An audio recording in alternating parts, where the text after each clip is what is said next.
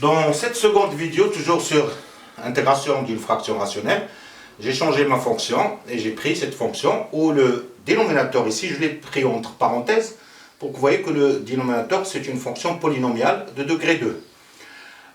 Si nous pensons toujours comme c'est à la puissance 1, donc si je l'écris en haut, ça veut dire x carré moins 3x plus 2 à la puissance moins 1. Donc on est toujours dans le cas où la puissance nous conduit à une primitive logarithmique.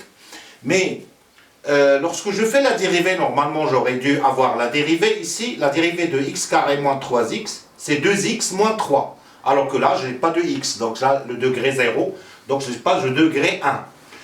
Bien, alors si je n'ai pas le degré 1, je vais commencer par faire la méthode que je vais appliquer, ça veut dire ce qu'on appelle en mathématiques la décomposition en éléments simples. Donc je ne vais pas aller plus loin dans ce point, mais je vais présenter tout simplement comment je le fais techniquement.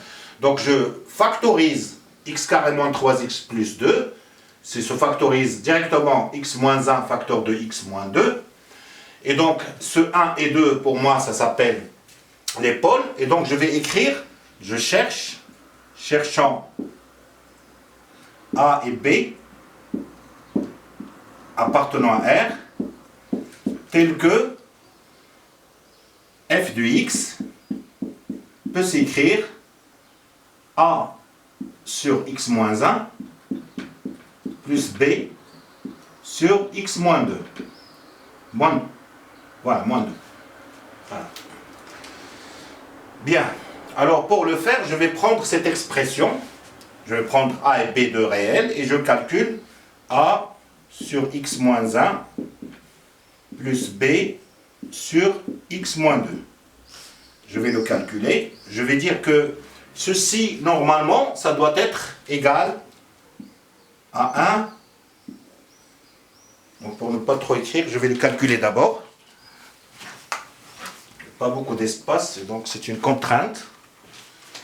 Donc ça fait, en réduisant même le dénominateur, x moins 1 facteur de x moins 2. Là j'aurai a facteur de x moins 2 plus b facteur de x moins 1.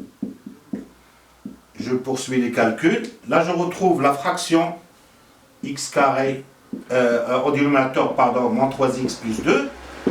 Et en haut, je fais le calcul ax plus bx, en factorisant par x, ça fait a plus b, facteur de x. Et là, les constantes, moins 2a, moins b, donc c'est moins b, moins 2a. Ça, c'est les constantes. Alors, donc dire que f de x égale à ça, f de x égale à, je vais appeler ça étoile, étoile, équivalent, équivaut à, comme le dénominateur c'est la même chose, donc c'est équivalent au numérateur, ils sont identiques. A égale a plus b x moins b moins 2a. Comme x, il parcourt l'ensemble de définitions, je n'ai pas parlé d'ensemble de définitions ici, mais c'est domaine de définition, c'est R. Donc je vais l'écrire ici, D de F, c'est R moins les nombres 1 et 2. Et donc ce qui est important, c'est qu'il y a une infinité de réels dans l'ensemble de définition. Donc chaque réel x dans l'ensemble de définition, on doit avoir cette égalité. Donc cette égalité, il y a lieu de cette égalité pour une infinité de réels x. Ce qui nous permet de dire que cette fonction polynomiale qui vaut 1, ça veut dire que c'est la fonction polynomiale 1. Sinon, nous pouvons aller jusqu'à dire 0, et ce polynôme de premier degré admet une infinité de solutions, en mettant moins 1 de l'autre côté, ce qui veut dire que c'est le polynôme nul. Mais ce que vous avez toujours entendu par vos professeurs, on utilise la méthode d'identification. On imagine que ce 1, c'est un polynôme du premier degré, et il s'écrit 0x plus 1. Et donc, par identification, on doit avoir a plus b égale à 0 et moins b moins 2a égale à 1. De toute façon, ici, on n'a même pas besoin de parler de tout ça. On a besoin d'une condition nécessaire, suffisante seulement. Si elle est suffisante, ça nous suffit. Si a plus b égale à 0, c'est bon. Et moins b moins 2a égale à 1, alors on aura tous ces calculs sont justes. Et donc, ce qui nous mène à un système linéaire équivaut à A plus B égale 0 et moins B moins 2A égale 1. Ce qui donne équivaut à... Donc là, j'ai A égale à moins B. Si je fais A égale à moins B, je remplace A par sa valeur par moins B, ça fait ici moins 2A fois moins B. Moins 2 fois moins B, ce qui donne 2B. Moins B plus 2B, ça fait B. Et B égale à 1. Et donc finalement, B égale à 1 et A égale moins 1. Donc je l'ajoute ici. A égale moins 1 alors. Donc f du x, donc l'intégrale, je vais prendre un intervalle où je rencontre ni 0, ni 1, ni 2. Prendre par exemple, comme tout à l'heure, moins 1, comme dans l'autre exemple, moins 1, 0, de f du x, c'est l'intégrale de moins 1 à 0.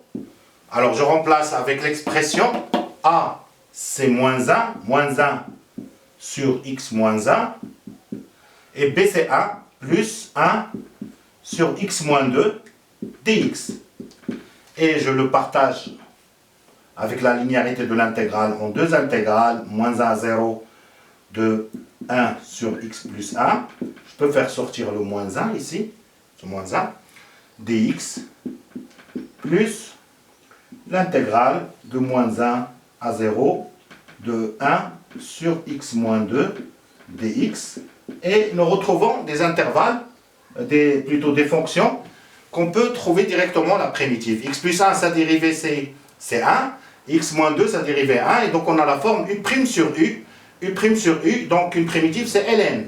Et donc ça fait moins ln de x plus 1. Je conserve toujours cette bonne habitude de mettre la valeur absolue sans avoir à étudier le signe moins 1, 0, avec le signe moins qui était à l'extérieur. Voilà. Plus, et une primitive ici, c'est ln de x moins 2 entre moins 1 et 0. La suite, vous connaissez, vous remplacez avec 0 et 1, et donc ce qui nous permet de calculer cette intégrale. Donc voilà la deuxième méthode.